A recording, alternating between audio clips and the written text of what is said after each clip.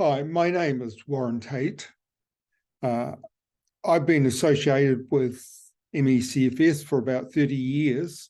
I'm a university academic and biomedical researcher, but for the last 10 years, I've been trying to study it intensively, really to try and understand the biological basis for the disease. Some may call that, is it a real disease?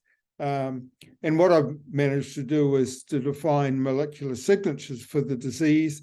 And now, after 10 years of research, published in an important international journal, The Frontiers in Urology, a holistic model that is for both ME/CFS and long COVID.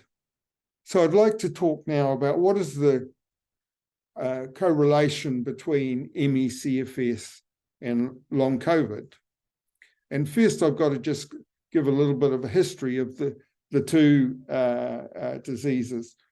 ME/CFS actually was probably first described in the 18th century before Christ, so huge time ago, by a Babylonian philosopher.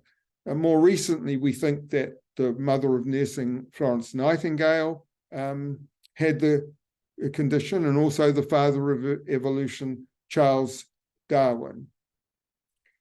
However, since recordings started to be taken from about the 1930s, about 100 years ago, we've had a number of examples of infectious disease outbreaks, which you think were probably viruses. They've been isolated, not a huge number of cases, but they've given rise to a post-viral fatigue syndrome. And a couple of those have given the name to ME/CFS. One in the Royal Free Hospital in London gave rise to ME, myalgic encephalomyelitis, and one in Incline Village in Nevada in the US probably was the first origin of the term chronic fatigue syndrome. Here there was a village of 900 people with 2 GPs, and there were lines of people outside the GP's offices with severe fatigue. So ME/CFS really is an umbrella term which encompasses these outbreaks where there are ongoing disease, post-viral syndromes. In the community today, we have endemic viruses like the glandular fever virus, Epstein-Barr, and that's a common cause of ME/CFS. About 20% of the cases in New Zealand that one would get today would be from that illness. Now, because ME/CFS is an ongoing disease, it means the cases accumulating all the time. So today we have perhaps up to 45,000 cases of ME/CFS in New Zealand. By contrast, of course, long COVID comes from just a single virus, the SARS-CoV-2 virus of the pandemic. And this has been quite unique as a pandemic because we've had so many cases worldwide, over 680 million cases. And that means there's been a huge number of cases of a post-viral syndrome that has been thrown up.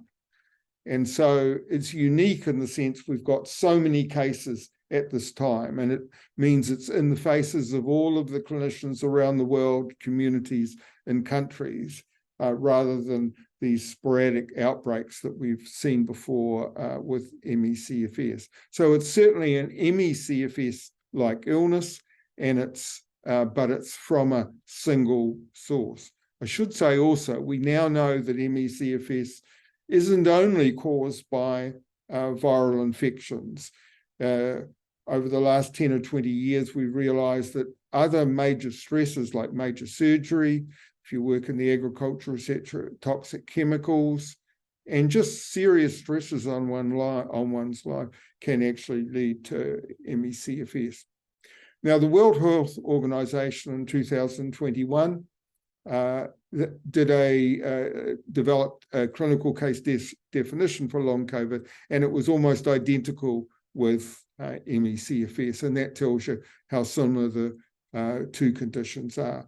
We've done molecular studies, and we've now showing that the same molecular signatures we defined for ME/CFS, we're seeing in long COVID as well. So they are, incredibly, long COVID could be classified within ME/CFS.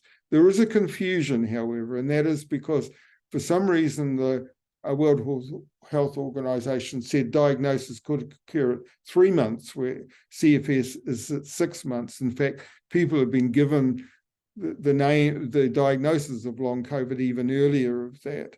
But typically for a viral illness, while 50% of us recover in maybe 10 days to 2 weeks, there's still maybe 20 or 30% of us who won't have recovered until 1 or 2 months, and some even longer.